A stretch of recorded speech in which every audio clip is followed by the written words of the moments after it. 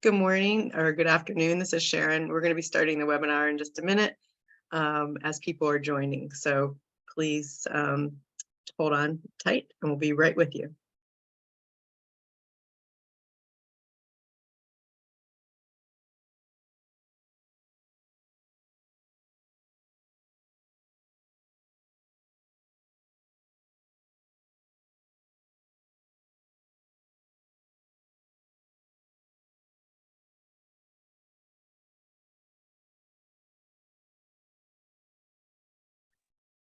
Hello, my name is Sharon Pillar. I'm the Executive Director of the Pennsylvania Solar Center. Thank you for joining our webinar today as we talk about solar for rural communities. And specifically today, we're talking about the USDA grants, the Get Solar Communities program, and the Inflation Reduction Act. But before we get into that, I'm going to give you a little overview of the Pennsylvania Solar Center.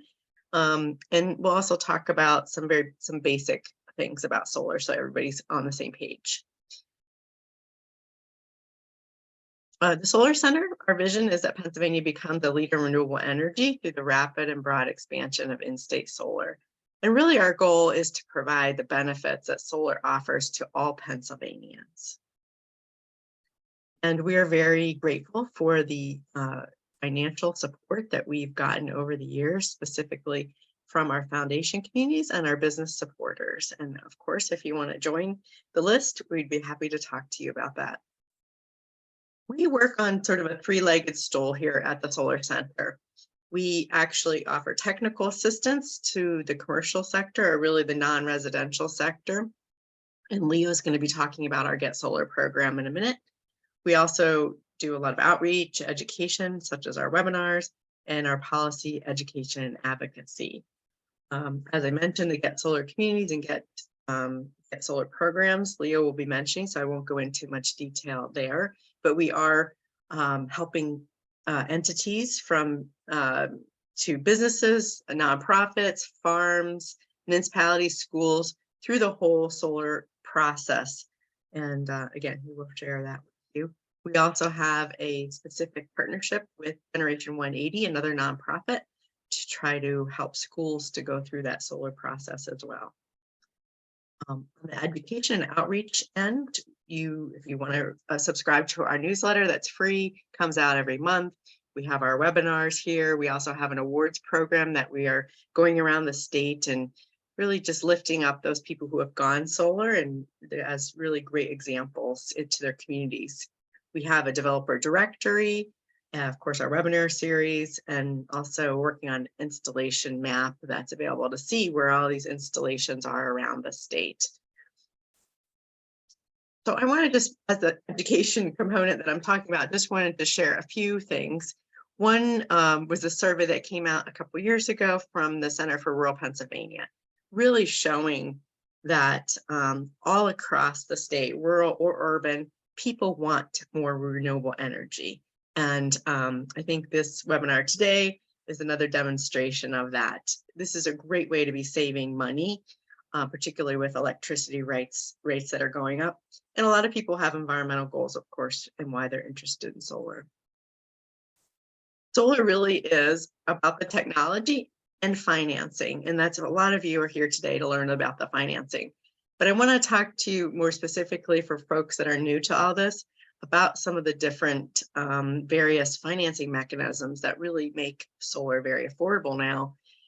One is the solar renewable energy credit, which I'll talk to you about in a minute. The other is net metering. So for systems such as this barn in Northumberland County, would be net metered possibly into the grid. So you're using the energy on site and producing it, and it's hooked up to the grid. So your utility is, you're working with the utility. So during the daytime, you'll be pulling solar energy off the panels. And at night, of course, you're pulling back the energy from the grid because solar's not working at night.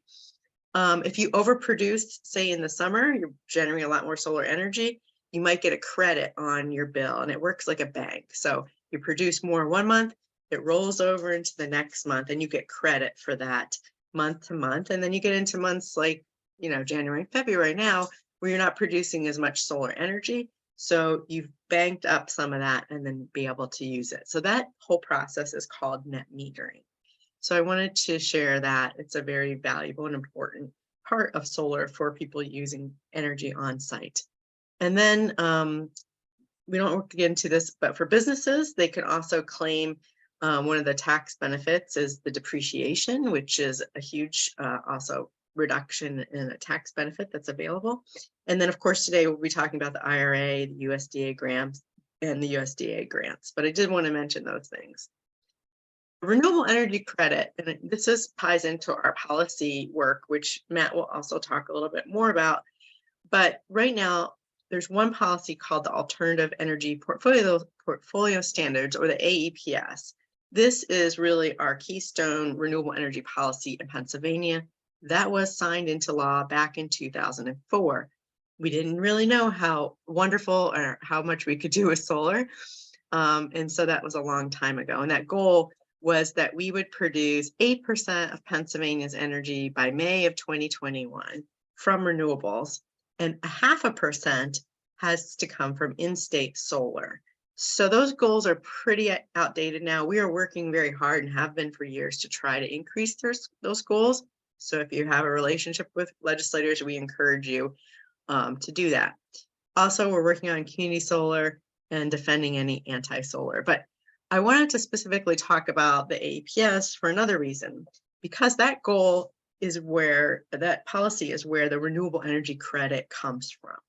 And the way this works, and if you just look at the top of the slide first, is that 1 megawatt hour of energy produces 1 renewable energy credit. So for instance, you see Mr. Bondi here with his solar system, which is a rather small solar system. Most houses have about 7 kilowatts of solar. But in this example, he has 3 kilowatts of solar, and that produces 3.6 megawatts of energy every year. And so 1 megawatt of energy, 1 credit. So he would earn 3.6 credits every year for that energy. So you can see over here, number 1, those credits can then be sold. You can sell them yourselves, but a lot of people will sell them to an aggregator. An aggregator will help them with a bundle other solar owners' credits together so they can get a better price. And then the utilities will buy those on a market, and they have to buy as many as that alternative energy portfolio standard that I talked about requires. So say it's 8% of or 0.5% energy for solar, they have to buy enough of those credits that represent 0.5% of our energy. Then that money goes back to the aggregator and then goes to the solar owner. So this is a really important policy that drives a lot of renewable energy in Pennsylvania for people who have those credits. The cost of those credits has really has fallen because our goals have been met. So we increase the goals, that increases the demand and increases the price. So I just wanted to share that. It's a concept that we'll be talking about. You might hear renewable energy credit. So I wanted you to understand if you've never heard of that before. The other piece here that I want to make sure that we're talking about today, we're mostly going to be talking about distributed generation. So that's energy that's being produced on site to meet the electrical demands of that property, that building or barn or whatever it is that that energy is being used for on site. And so those could be both residential and non-residential, or we call them commercial systems. It could be a rooftop or ground mounted, but usually they're interconnected into the distribution grid. And then it's sort of behind the meter again. So we're using that on site. The other markets that you will hear are on the utility side or grid scale. And we're not going to be talking as much about that today. We've had other webinars and we'll continue to do those going forward. And we also won't be talking a lot about agri-solar or agrivoltaics today, but sometimes you'll see that use of agricultural and farming together, which we're really excited about, and we'll be doing other webinars on that today. But grid scale are very large systems. You know, they can range up from 3 megawatts to 20 megawatts or even larger than that. And those are typically tied into the transmission grid. And that energy is pumped right onto the grid. It's not used on site. So I just want to just share that. And then community solar is something that we don't yet have in Pennsylvania and that we're working on. Some people can't have solar on their property, or they have bad shading or not enough rooftop. So community solar will allow a solar system to be built over here in the community, and then people can subscribe to a portion of that energy that's being generated. And then that would be credited on their utility bill and allow them to benefit from solar without having it right on their property. So we think this is really useful. But again, we won't be talking a lot about that today around the financing, but I did want to mention that because this is another benefit. A lot of these projects on the utility scale and on the community solar side, we're seeing a lot of land being leased for these kind of projects in rural areas. So we will continue to be talking about these in the future. And with that, I will turn that over to my colleague, Matt Mahoney, who's our Director of Government Affairs. So thank you, Matt. Thank you so much, Sharon, and thank you so much for everybody that's been able to join us today. I work on policy with the Pennsylvania Solar Center, and policy really does matter. There's, as Sharon mentioned, the Alternative Energy Portfolio Standard is an important piece of legislation that really encourages and drives solar development, as well as the opportunities that community solar legislation and other policies have to increase investments, increase jobs and opportunities. And so as part of our policy education and advocacy, we put together a legislative guide that overviews all of the different policy proposals that are introduced in Pennsylvania, and we'll be updating that soon for the current legislative session that we're in. But our previous legislative session legislative guide is still available on our website. We're also putting together guidebooks that will be very useful for landowners that are interested in navigating the solar development process. So these guidebooks are soon to be published and will include information on leasing, as well as zoning and other best practices for siting and developing solar projects. So keep an eye out for those. The next slide, we'll talk just to provide everybody with a bit of an update. We are very early in the legislative session right now, but we are expecting a lot more activity specific to solar. And so we're currently tracking legislative bills that have been either introduced or co-sponsorship memos that have been circulated. A few bills that have been introduced just this past session, one that would make explicit that homeowners that are part of the homeowners association have the right to install solar panels. That's Senate Bill 31. Senate Bill 61 would exempt solar energy equipment from taxation, which is very important and ensures that customers don't, or that we're keeping prices reasonable.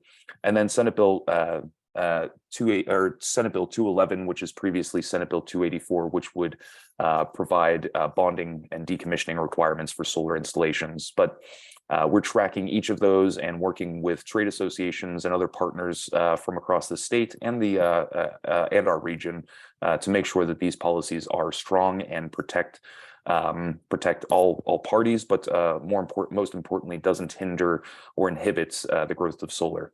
A few other co-sponsorship memos, just really quickly. We're excited to see a Solar for Pennsylvania Schools program being introduced, as well as other programs. And we have seen the reintroduction or recirculation of a few community solar bills from the last session. So Senate Bill or House Bill 1161 and Senate Bill 472. From last session, we're seeing co-sponsorship memos circulated. So we're keeping an eye out and working with those legislators to ensure that those bills are, as I said, strengthening solar in our region, in our state. The reason that we're doing this is because we want to seize the opportunity for solar. And so this next slide, we're working to strengthen solar policy because we see job opportunities and we see economic developments. Upwards of 30,000 jobs or some studies have seen that upwards of 30,000 jobs would be available if we increase our goals to 5%. So Sharon mentioned that 0.5%. There's lots of job opportunities, as well as the economic benefits as well. Private investment of billions into Pennsylvania with the improvement of these policies. We also know that everybody saves along in Pennsylvania. When more solar comes onto the grid, we start to see decreasing energy costs as we get to just 5% solar. And that diversification of our grid is important because it keeps prices stable and increases resilience within our grid, which is incredibly important as Sharon mentioned, prices increasing, electricity costs and energy costs have been increasing. Also, solar is a farmland preservation tool. We see solar as very important to our agricultural community and landowners. Instead of selling land for development that is permanent, such as low density housing, keeps that, it doesn't allow for farmers or other landowners to reuse that land at a future time. Solar is somewhat temporary and can be reused for other purposes once the solar installation or the solar lease has run its useful life. So solar is very, very important and a farmland preservation tool. So next, I'll jump into some updates regarding the Inflation Reduction Act. But first, I have to say that I am not a tax advisor, nor is the Pennsylvania Solar Center a tax service, and we provide this information just for informational purposes. But we do our best to condense the very complex issues and try to present it in a way that's easily understandable for everybody here. So we'll jump right into it with the Inflation Reduction Act. If you haven't heard or are not aware, the Inflation Reduction Act passed in August of 2022 and includes a large variety. It's really a game-changing policy that has really spurred the nation's largest investment in clean energy solutions to date. It's an unparalleled investment in incentivizing the expansion of workforce development pathways, as well as opportunities to increase investments in solar, as well as other clean energy opportunities. And so with the Inflation Reduction Act, there are a number of new programs that have been introduced, and we're going to dive into one of those programs right now with the next slide. Just recently, the U.S. Treasury, or the Department of the Treasury, released guidance on the Inflation Reduction Act for programs that serve underserved communities, including low-income communities, as well as coal communities or energy communities. And some of these definitions and some of these programs have caused some confusion, but there is guidance that's being sent out by the appropriate agencies. And we're going to dive into one of those right now with the low-income communities bonus credit program. So next slide. This slide shows what was included in the legislation as far as the bonus credit amounts and some of the designations or categories that are required. So first, the Inflation Reduction Act adds a program that adds 10%, a 10% bonus credit for solar that's placed in low-income communities. Also, there's another piece of that same program that adds 20% bonus credit for low-income residential building projects, as well as low-income economic benefit projects. And so some of these projects were somewhat defined within the legislation, but the Secretary of the Treasury and Department of Energy worked together to develop guidance on these programs, and we'll dive in a little bit more.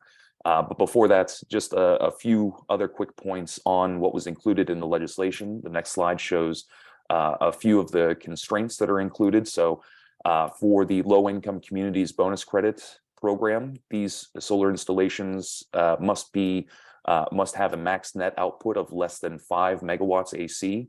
And also it includes the credit program also includes energy storage, which is another big piece of the Inflation Reduction Act, adding energy storage and microgrid controllers to the eligible investments.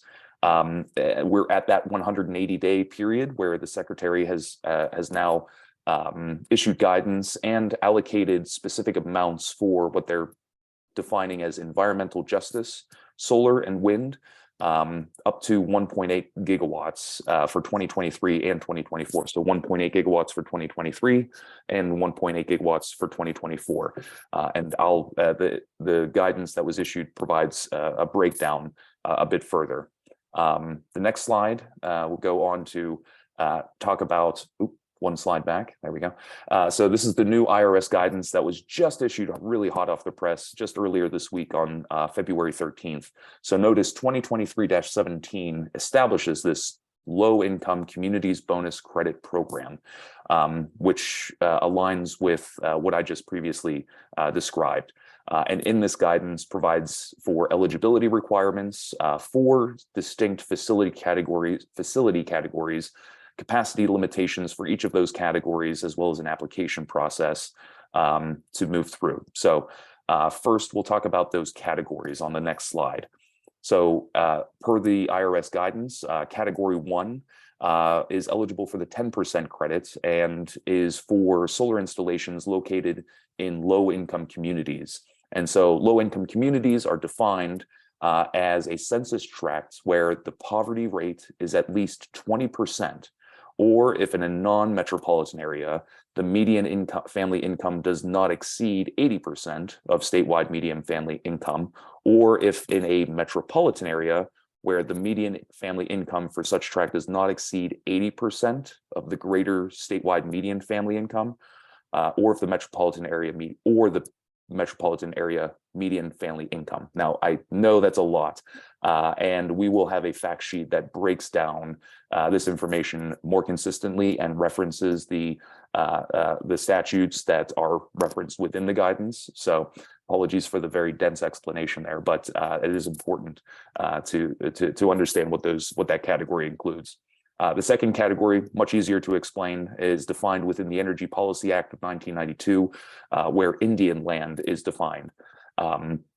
Not sure if that's very relevant or applicable to Pennsylvania, but there are other areas throughout the country where that would be relevant.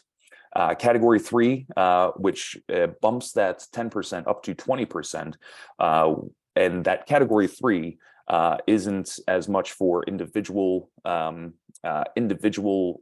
single family dwellings, but more for qualified low income residential building projects, where a residential rental building, which could be a single occupancy building, if honestly, but it must participate in an affordable housing program, and the financial benefits of the electricity produced by the building are allocated equitably among the occupants of the dwelling. So affordable multi-housing programs.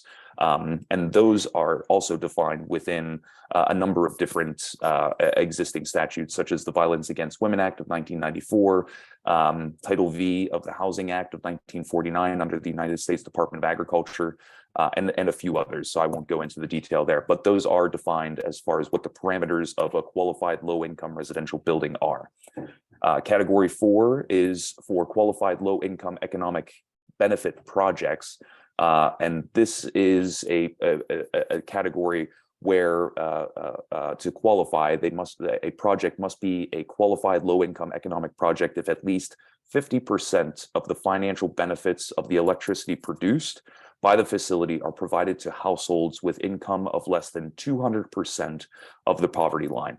For qualified economic development projects, they must provide the electricity acquired at a below market rate value to be considered a financial benefits. And there is additional guidance that's being issued by the Department of Treasury, as well as others, on to clarify what the parameters of financial benefit mean.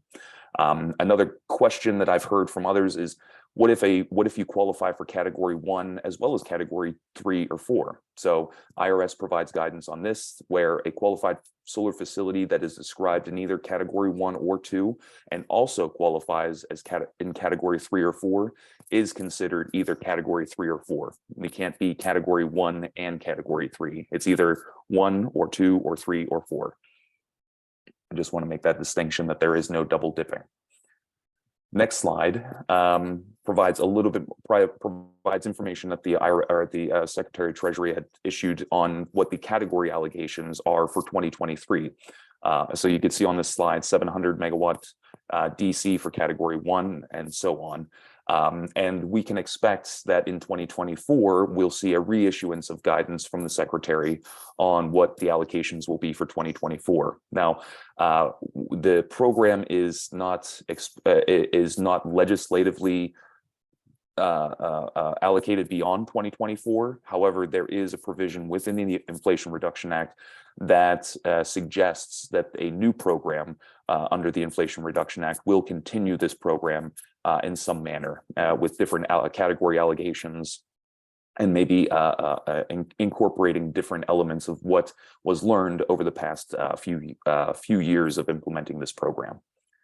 So next slide includes a few additional criteria that are being considered when applicants are applying for these bonus credits. So you can see a focus on facilities that are owned or developed by community-based organizations and mission-driven entities, projects that have an impact on encouraging new market participants, projects that provide a substantial benefit to low-income communities and individuals in marginalized communities to increase economic opportunities in those regions. And also those that are sort of shovel-ready are being prioritized. So within those applications for these credits, it's highly encouraged that if you do meet some of these criteria, include those elements in your application, and that will help ensure that you are included in those categories that you apply for and to receive those additional credits. Next slide includes, so as this program is being rolled out, it will be available in the third quarter of 2023. So now that guidance has been issued, we'll be accepting applications and in a phased approach with priorities. The first priority applications will be those category 3 and 4 facilities that I mentioned before.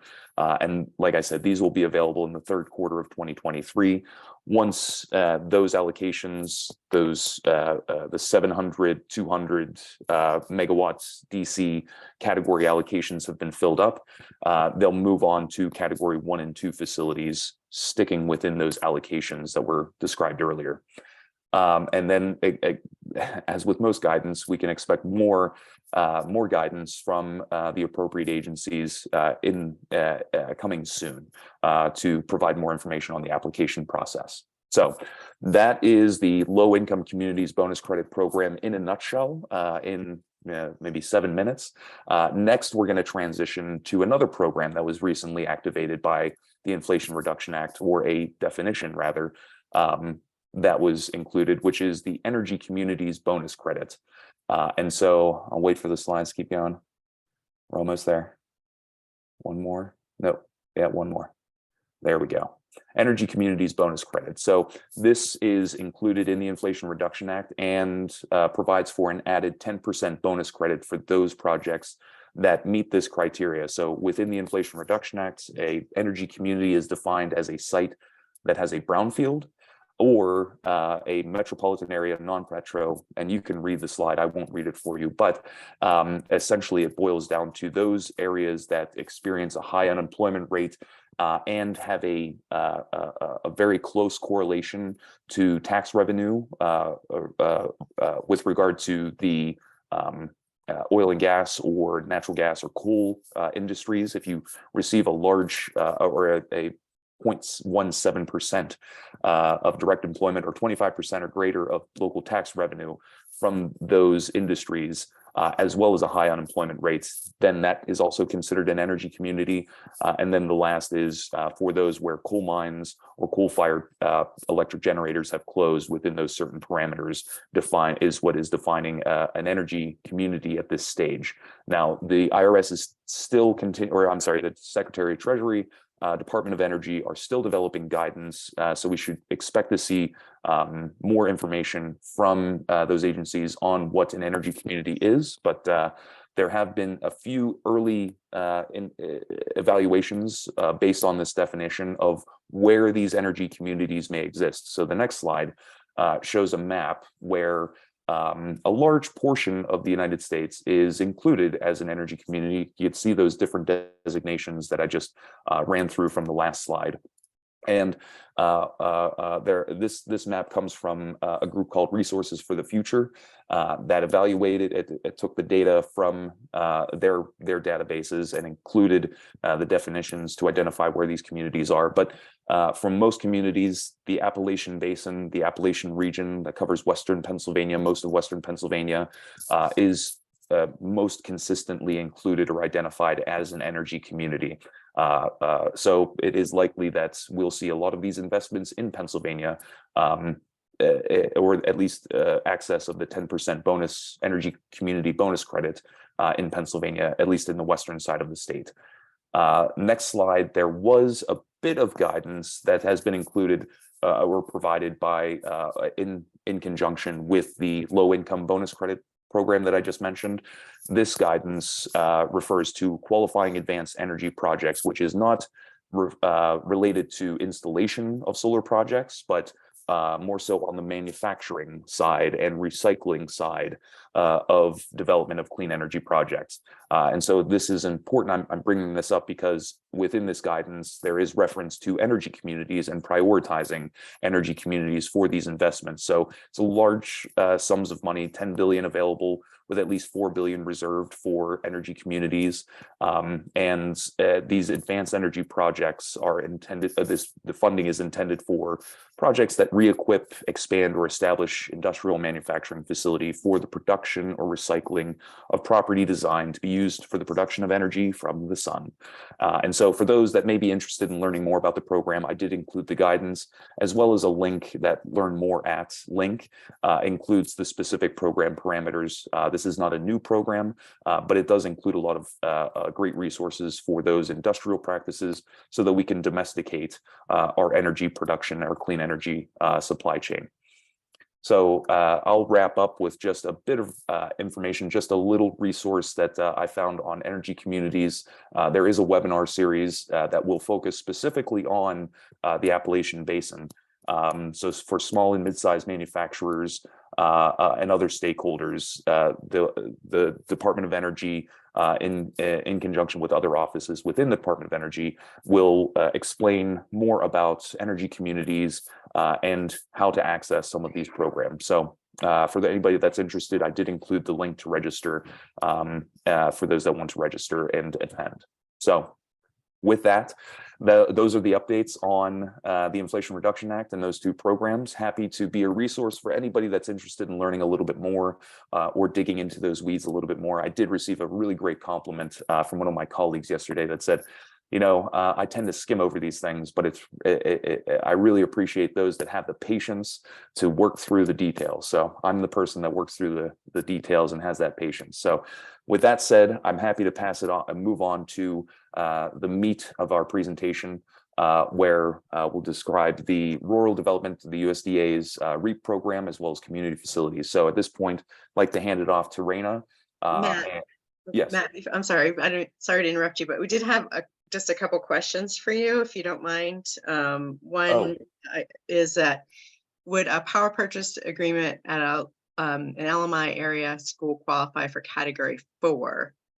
And does the energy have to be sold to an LMI residentially zoned ratepayer? So the question on how to allocate financial benefits, there's still continuing guidance on what that exactly means, because that's a good question. In a very easy vacuum, it's easy to say if this is a multifamily house and everybody within that multifamily housing unit receives electricity from that solar array, that's an easy connection. But we know that that's not the way that solar energy benefits are extended all the time. So I would say, to answer that question, we're having to wait for further guidance from the Treasury on that one. Great, thanks. And I think there's one other question here, the community energy bonus credit. What are the requirements to qualify for the credit? I think you kind of spelled out the location with the map, but we don't have the map yet that's available from the federal government yet, right? Right. So there are specific definitions that distinguish what a low income community is, and I can follow up with what those specific references are. And that's the best that I can do. We don't have a map that identifies them, but these are long-standing definitions that have been used in other programs. And I could say that there are reliable definitions. So there are likely maps or other resources available. We just need to make those connections to clean energy at this point. And just to clarify that this energy communities is not talking about community solar projects. Right. That's a different entity. That's and all of these apply don't apply to residential, like single family homes cannot get these credits. These are Right. for the commercial sector only, right? Right. These are for commercial scale. So projects within that max net output of less than 5 megawatts AC for the low income communities bonus credit. Yes.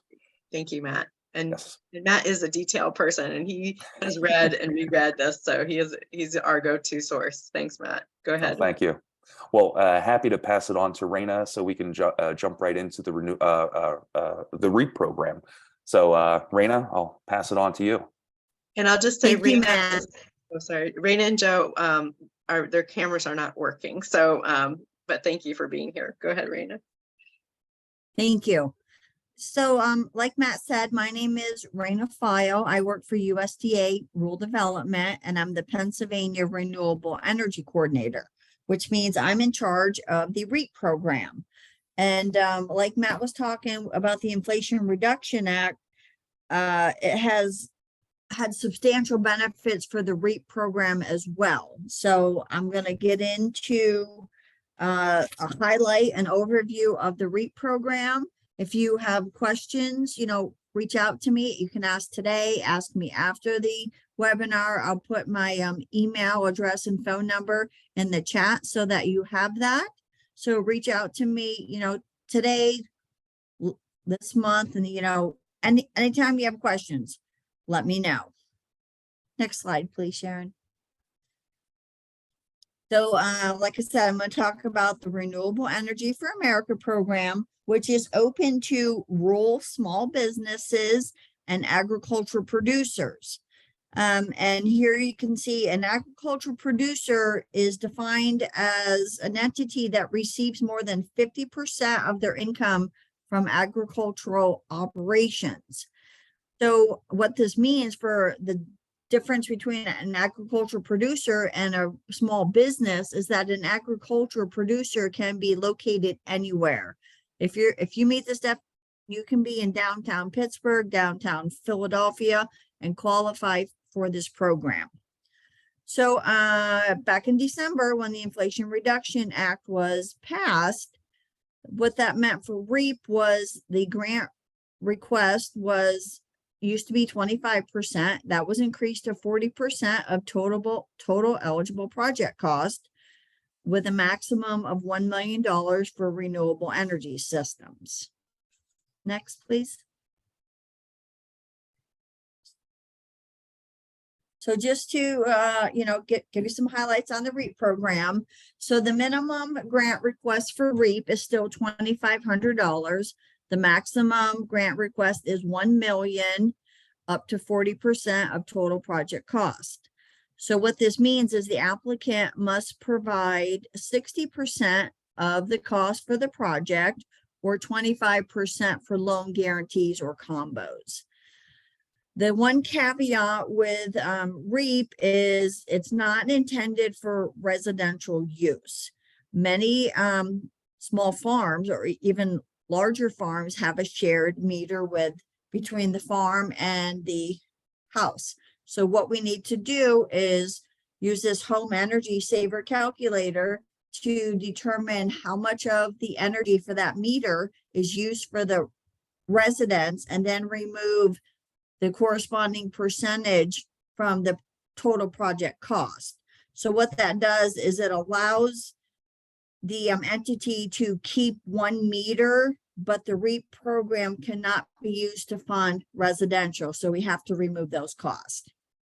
So some of the eligible project examples for the renewable energy side, of course, solar is the most popular. We also do some hydro, wind generation, some biomass, and we can do like a retrofitting of existing systems, such as, battery backup for a solar system, replacing blades on a turbine, or we have started to see some retrofitting of digesters to increase their efficiency. Next slide. Another component of the REAP program is we have a guaranteed loan. So for the guaranteed loan portion, basically you work with a lender who becomes our customer. So the lender underwrites the guarantee with their terms. They work with you as the applicant, and then they come to USDA for a guarantee on the loan. And the loan terms for those are not to exceed 40 years.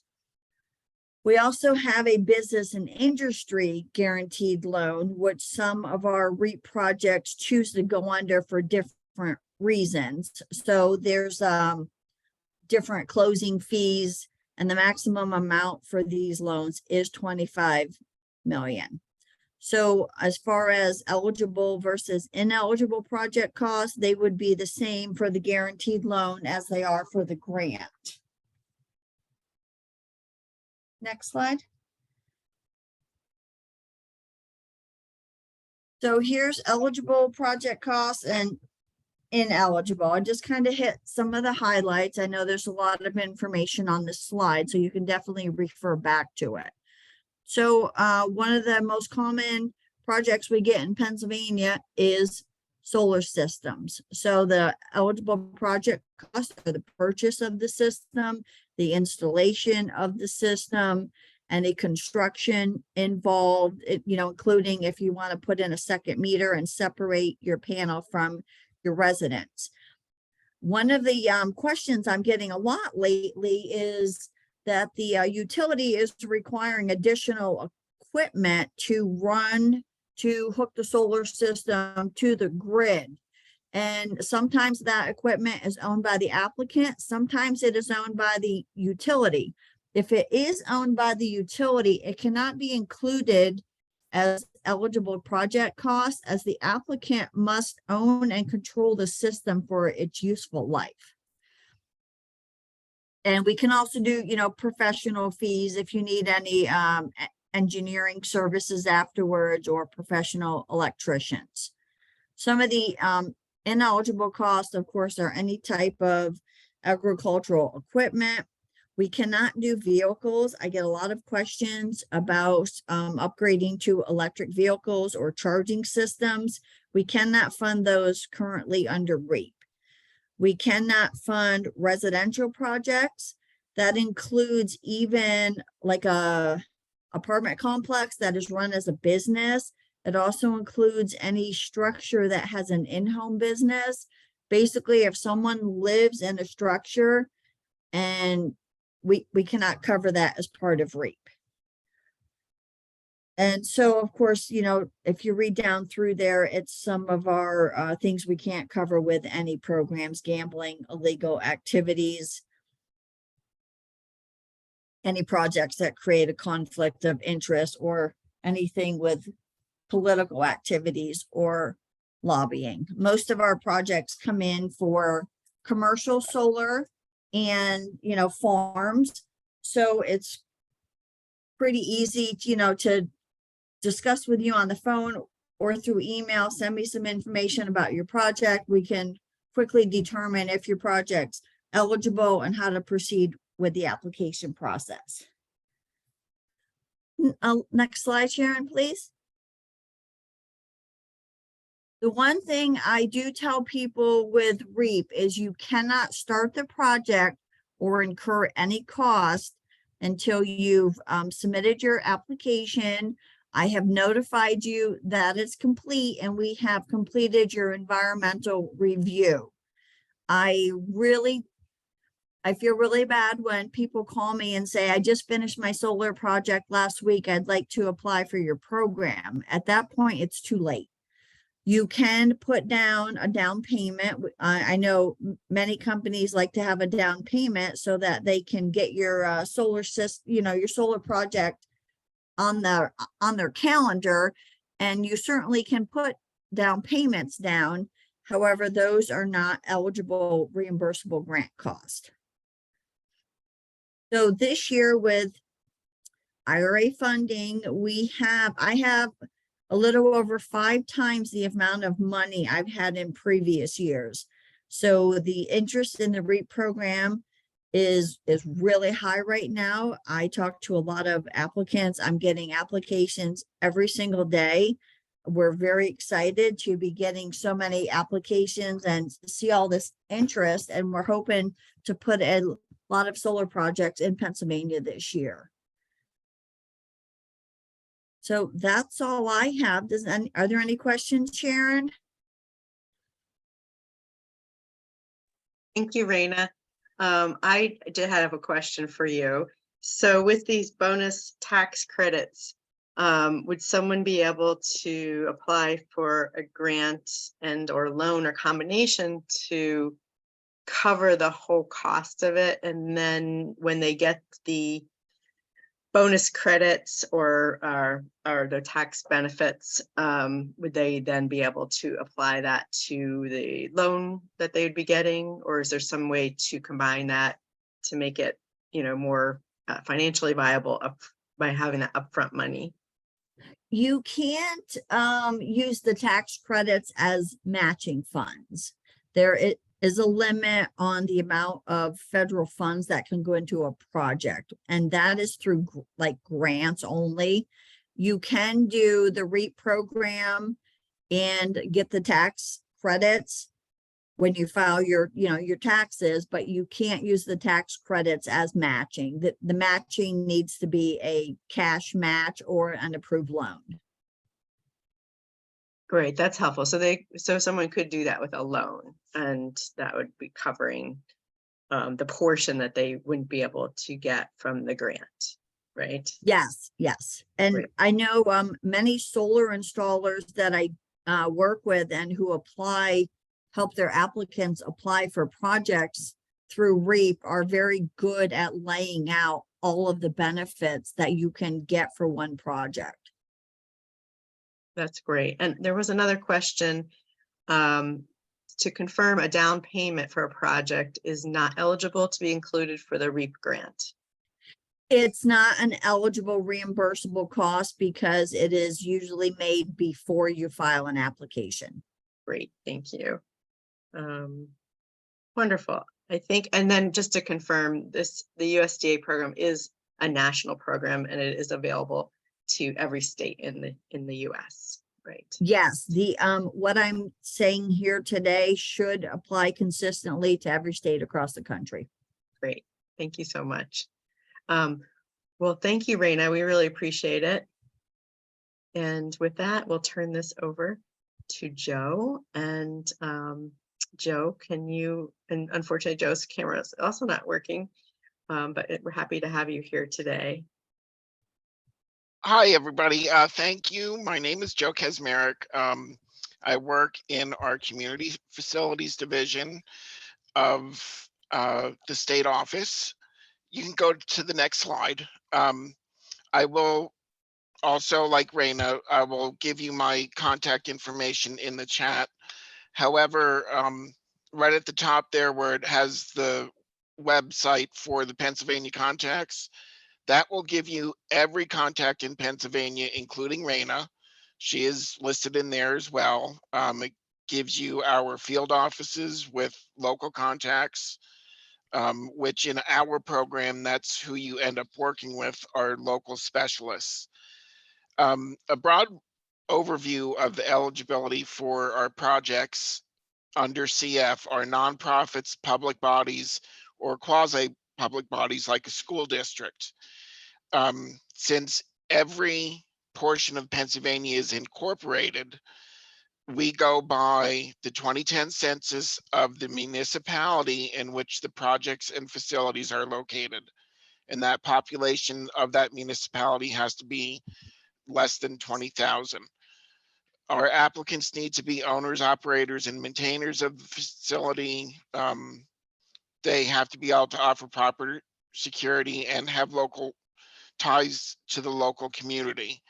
That's demonstrated usually through board members are from that community or the surrounding communities. Fire departments a lot of them are supported by a local municipal tax. That's a way to show you have ties to the local community. Our projects all must be for public use and cannot be restricted. The best example I can give you for that are the small residential communities up in the Poconos. We've had some applicants ask us about helping them to redo their meeting house or, you know, a roof for their meeting house. And those meeting houses are for those residents only. The general public cannot just go and use that residential, that meeting house. So in that respect, it's restricted from community use. The project also must be in and serve the rural area. We have a host of things the CF program has done. We could do acquisitions, rehabilitation, and renovations.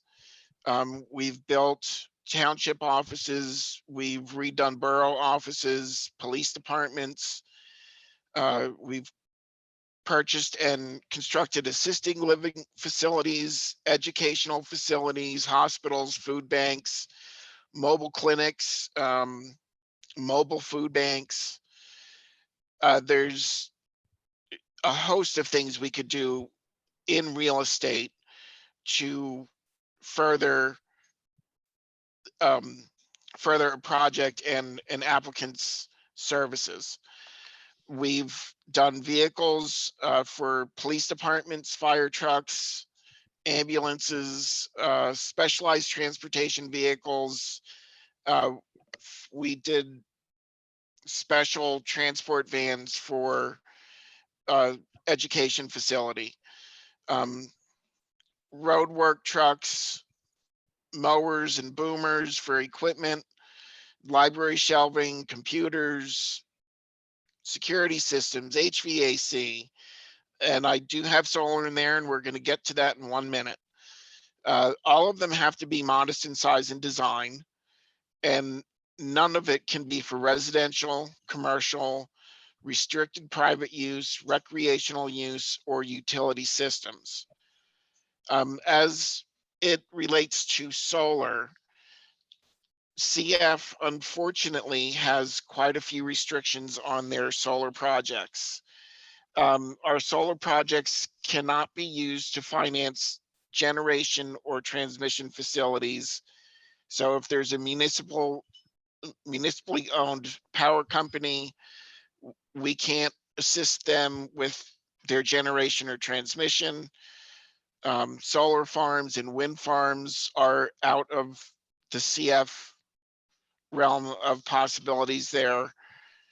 All of our solar projects need to be for an essential community facility, such as an education or for healthcare, your borough office, your township office.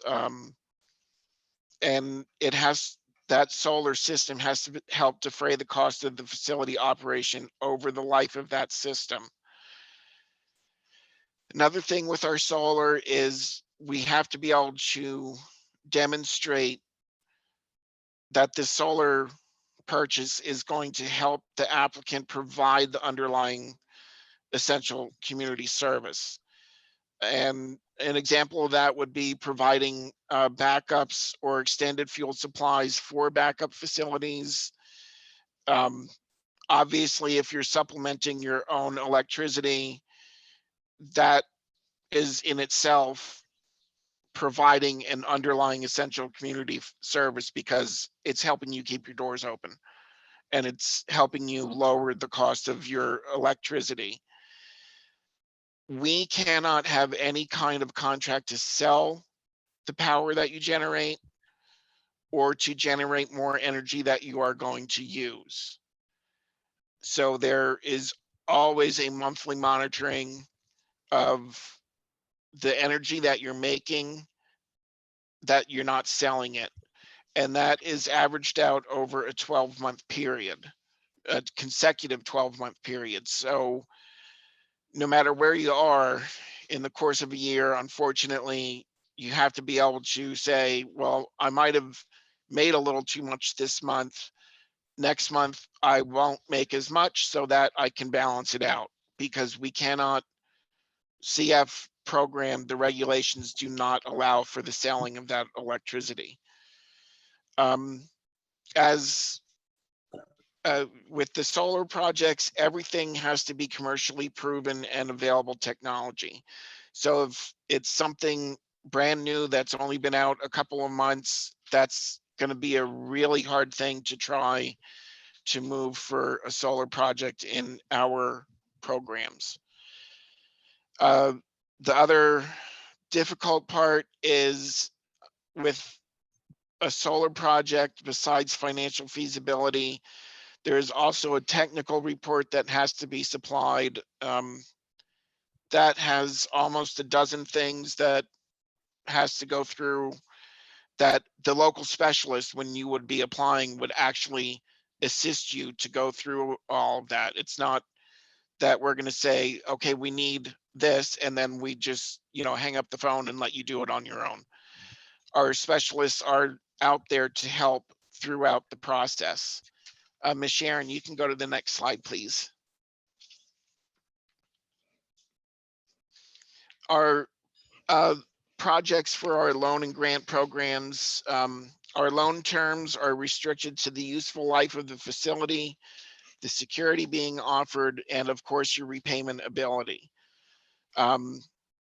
It's also restricted down to the availability of credit elsewhere.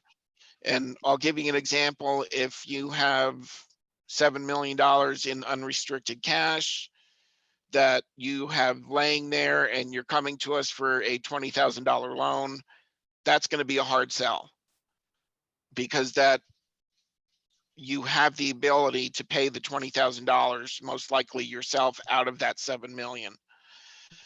Our real estate projects, real estate secured, are generally 35 to 37 years. Otherwise, it's the useful life of the real estate secured project, like roofing. We're not going to take that out 37 years because roofing materials generally last about 20, 25 years. Our vehicles are 5 to 7 years for most of them. Our larger aerial fire trucks, those are like $1 million. They can go up to 30 years. So we have the ability to offer longer terms for our loans. Our equipment terms are also dependent on the type of equipment. If you're a borough or a township and you're buying a backhoe or some kind of street maintenance equipment, that's going to have a much longer term than if you came to us for a computer system or a security system for your facility. With CF, there is no maximum on our loan amount. Everything depends on your repayment ability. And it can also be combined with a CF grant. Our loan program can be 100% financed. You don't need a down payment with our loans. If the property that you're buying is $700,000, we can finance the whole $700,000. Security for our projects with public bodies are always general obligation bonds or notes, and nonprofits, it depends on what kind of project you're buying. If it's real estate involved, it's going to be a mortgage, a vehicle lien, a UCC financing statement. We are also part of the guarantee program, the 1RD guaranteed. It's same like Raina was saying, you work with a lender, the lender underwrites the loan, and we have to make sure the project fits into the CF program, and the term is dependent on the lender. With guaranteed loans, our public bodies haven't been able to come to us for guaranteed loans because we cannot issue a guarantee on a loan and have the municipality issue a tax exempt bond. The government considers that a double dip. You could do one or the other. And it's been a lot cheaper for a municipality to offer a tax-free bond over a guaranteed loan. Our grant eligibility. There's many things that go into grant eligibility. The first is because we are not a 100% grant program, we try to determine if there is an ability for a loan, and if there's applicant funds available, how much applicant funds are available, what other type of credit might be available, and that's all considered grant worthiness. It's tiered according to the population and median household income for the 2010 census of the municipality in which the project is located and serves. Right now, according to the 2010 census, in order to qualify for any CF grant assistance, the MHI has to be below that 48,247.20. If it's higher than that, you are not eligible for any kind of grant assistance at all. Our grants are tiered at 15, 35, 55, and 75% of eligible project costs. And again, that percentage is based on your service area. And after we go through all of that, your final grant amount is going to be the lower of your grant worthiness, your grant eligible percentage, or $50,000.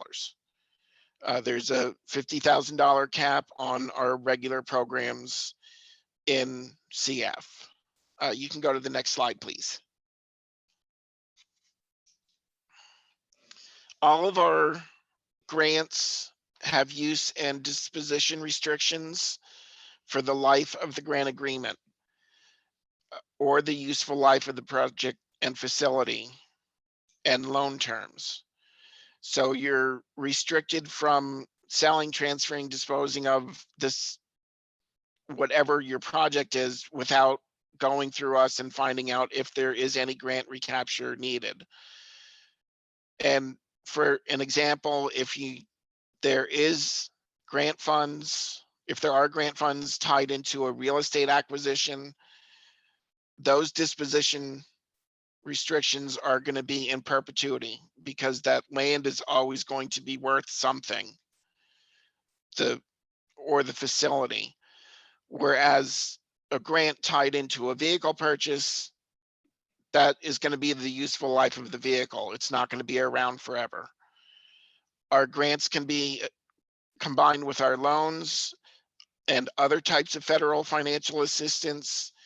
If a municipality is giving money towards the project, any other kind of sources of funds that can be found, you can tie that into our loan and grant program. There aren't any application fees associated with our program. I've had a lot of inquiries saying, do I need to hire a grant underwriter? I personally say I don't feel one is necessary because all of our grants are looked at the same way. If you have somebody that is knowledgeable enough to gather the information we need, our specialists can work with that person and get the application completed. Also, if you come to us with a project idea and say, yeah, we're going to move forward with this, and then you decide, you know what, it's a little too hostile right now in our finances, I don't think this is a good time for the company to move ahead with this, you can withdraw that application and it doesn't affect your ability to apply with us at any later time, even if it's a month later and you say, you know, we want to try this other project instead. Our current loan rates are 3.75%, and they change every quarter. And we accept applications under our loan and grant programs on a continuous basis without regard to what our funding levels may be. Of course, you're probably all aware we get our new fiscal years started in October. Sometimes we don't have a full budget. Sometimes we do have a full budget. It doesn't matter. You can apply at any time. All of our local specialists that you can find in the contacts page for our local offices are there to assist our applicants throughout the entire application process, and they're your main resource throughout the life cycle of the loan or grant. Depending on the kind of project that you're doing, we're going to be required to go through SHPO, the State Historic Preservation Office, tribal consults, environmental review, and the level of those depends on the kind of project that you're doing. And we do strongly suggest that application is made prior to any construction or purchasing. If construction is going on and you apply, construction has to stop. And then we have to look at our environmental review and make a determination as to if we can move forward with this. So it is always easier to come to us prior to starting any construction or any purchasing, because then we have to look at the purchasing separate too, as in, well, you already bought it. How is it under our other credit terms that you need to be reimbursed for this now? So we're kind of a lot different than the BNI with some of the aspects, especially regarding solar and the kind of entities we can serve. And that is just a very brief, large bird's eye view of our process and loan and grant program. Great, thank you, Joe. Just one question. How and which circumstances can faith-based organizations qualify, if any? Well, faith-based organizations, we've had quite a few applicants actually. Our biggest,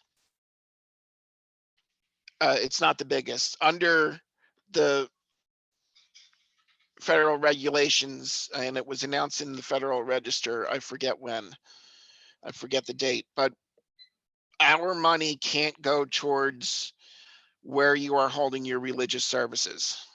So the main sanctuary, or where you hold any of your religious services, where the priest is there, or the pastor is there, or the rabbi is there doing those religious services, we can't do that part. However, we've had those same entities where they've had a separate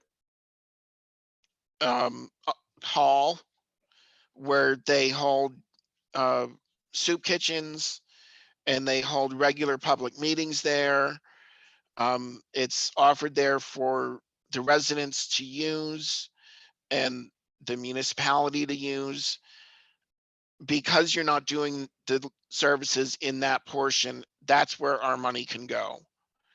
It's just, you have to take the, and I always mess up this word, the proselytization part out of it. Gotcha. Thank you so much. Appreciate that. Sure. I think there's a couple more questions in the Q&A we'll try to get to, but I'm going to turn it over to my colleague, Leo Kowalski, who's the Director of Programming at the Solar Center and the Get Solar program. Thanks, Leo. Oh, yeah. Thank you so much, Sharon. Thank you so much, Raina and Joe, for presenting on those topics. We talked a lot about solar finance, and certainly there's a lot of complication there. There's a lot of opportunities, which is really exciting, but really helps to have a guiding hand walk through that. And so that's why we offer our Get Solar program. So Get Solar effectively is just an initiative to streamline the process for organizations to go solar from start to finish using trusted tools and resources. And that's us. And working with you alongside solar developers in the region to get you a solar proposal, solar finance, everything you need, start to finish. We do this basically, it's 3 phases. If you're come to our program, and I'll explain a little bit about who you are in this context. If you come to our program and are interested in solar, we're going to work with regional solar developers through an RFP process to get you designs on your project, whether it's ground mount, roof, whatever you need to do. We're going to collect those proposals from those solar developers and present them to you, complete, but with some additional tools to help you analyze them, side by side. It's going to make sure all the assumptions are there, all the savings, the costs upfront, costs, and everything is laid out in a way that it's easy for you to understand and read. And we're going to walk you through unpacking those proposals and really getting a sense of like what solar can do for your organization. And through that, we're going to develop a financial strategy. So part of it is looking at these grants, tax opportunities, the benefits through the Inflation Reduction Act. Some of it is looking at loan financing, looking at the USDA programs, whatever is your organization is eligible for. We're going to work with you to identify that strategy. I mean, you're still going to have to fill out your grant applications and do those things, but we're going to line everything up along with you to make sure that you understand how you can finance your solar. And in this context right now, you as almost every non-residential organization, we have 3 main programs right now through Get Solar. Our Get Solar Communities program, we're working with community leaders in multiple communities right now. We have Carnegie, Indiana Borough, and White Township in Indiana County, Carnegie, sorry, in Allegheny County, and Wilkinsburg, McCandless and Wilkinsburg in Allegheny County. Those are the communities we're working with currently. Community leaders and leadership organizations and members of the municipality are doing some really amazing volunteer effort to reach out to organizations in their community to bring them to us so that we can help them through this process. Another program that we're launching shortly is a program with the group Connect, the Congress of Neighboring Communities in Allegheny County. They work with municipalities outlying the greater Pittsburgh area to do some consensus decision making on sustainability efforts, infrastructural things. And for our program, it'll be helping them identify a path through solar for their municipality, their municipal buildings and their facilities. We're also Sharon mentioned this earlier, the Solar for Schools program. We have several school districts lined up. We're working with a nonprofit, Generation 180, where they're doing the outreach and we're going to do the technical work. So it's free for school districts to participate in. We're going to launch our first RFP in March, the very beginning of March, but we have a couple other school districts that have applied. This is statewide. All of our programming is statewide. And then for Get Solar Communities, sorry I'm zipping through this. I just want to be sensitive of everybody's time, but you feel free to reach out to me or anybody at the Solar Center at any time. We can walk through all of this a little bit more detailed way, but we are doing another round of Get Solar Communities. We have 2 new team members that are joining next week, which is really exciting. So we're expanding our programming pretty significantly. So if your community, that was not mentioned earlier, and you want to see more solar as just a civic volunteer, or if you're a member of your municipality or community leadership organization, please reach out to us. We'd love to talk to you about bringing your community into the program. That basically is you and your trusted social network getting out into the community to let them know that this tool exists, that they can go solar and there's a friend that will help them do it. And we'll gather all of their information and work with them, just as we would any of these other organizations. But kind of through that collective process, we can share some resources, share some educational opportunities, and really just leverage the fact that they know and trust you. While we're a nonprofit, unbiased resource, they just might not be as familiar, and it just saves us a lot of time and allows us to focus on doing the technical work. So my contact information is below, but just leo@pasolarcenter.org, where you could go to our website. We have just a couple examples to show the diversity of the projects that we've completed through our program. Community College of Allegheny County worked through about 0.5 megawatt system here. The developer BAI Group won this bid, but this cost CCAC no money down. It was a power purchase agreement. There's a third-party investor owns the system, but they discount the electricity to CCAC. And prior to prices going up, this was predicted to save them about $750,000 over the life of the agreement, which is 28 years. But that's probably significantly increased now because electricity prices have gone up quite a bit. We can go to the next slide, Joe. This was an example of a small business that worked with us. This is only 32 kilowatts. This is installed by Infinity Solar. We have some of those folks on the call right now. This is just a family ownership group. They have this property and they wanted to do something good with their investment that was long term. So they just took advantage of some of those tax credits that we discussed earlier, and paid for it with the reserve cash, the remainder. Oh, and then this one's still on the way. It's pretty exciting, but this kind of shows larger industrial organizations like Burner International, and for their category, they're not very big, but this was over a megawatt system that should be installed this year by EIS Solar. They are a re-grant applicant that we worked with. So we have experience working through that grant application and working with folks at the USDA like Raina. They'll receive the significant Inflation Reduction Act benefits. They also receive a rebate through the utility. Most of the utilities in the state offer a small rebate program. So it's just additional savings that you'll get by doing solar. And this is expected to save them quite a lot of money, at least $2.5 million. Again, those quotes were done before the significant price increases that we saw last year. So they'll likely have a lot more savings ahead of them. And yeah, just inclusion, going solar can be simple. It's very complex, the things that we've talked about, but in the end, it can be very simple. We're solar experts, so it's, for us to do this work for you, a lot of it, kind of lay it up so that you can make your decisions a little bit easier, especially for nonprofits. Decision making can be a little bit more complicated internally, and you have a lot of folks that you have to talk to with varying levels of education on the topic and concerns. We're very familiar with that and happy to go through that process with you. So please feel free to reach out and learn a little bit more about the program. Great. Thank you so much, Leo. And if people are interested, there's a pre-qualification survey on our website. If you go to pasolarcenter.org and then under the Get Solar program, that will just give us some information about your organization, and we'll take it from there. And just want to thank our speakers, Raina and Joe, for being here today. We'll be sending out a recording and also a copy of the slides to everyone who registered. And for previous webinars, for those people who registered for those, we have a little bit behind in doing that. So please sign up for our next Watts and Learn, which we're pulling together now. We don't have the topic to share yet, but we would reach out for any other questions that you have.